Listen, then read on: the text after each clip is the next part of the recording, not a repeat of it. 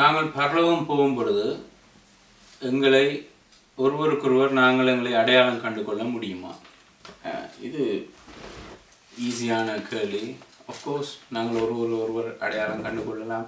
ஏன்னா தேவன் சர்வ ஞானம் படைத்தவர். அவர் எங்களை அப்படி ஒரு பொம்மையாக பரலோகத்தில் வச்சுக்க மாட்டார். ஐம் ஷுர் இந்த உலகமே சரியான இன்ட்ரெஸ்டிங்காக இருக்குது. பாருங்கள், எத்தனை நாடுகளுக்கு போகிறோம், எத்தனை இடங்களை பார்க்கணும், சரியான இன்ட்ரெஸ்டிங்காக இருக்குது. இந்த உலகத்தை விட பல்லாயிரம் மடங்கு ஒரு நல்ல ஒரு இடமாக இருக்க போது பரலோகம். ஸோ அதில் நாங்கள் ஒரு அடையாளம் தெரியாமல் இருப்பதற்கு கர்த்தர் அப்படி எங்களை அனுமதிக்க இல்லை.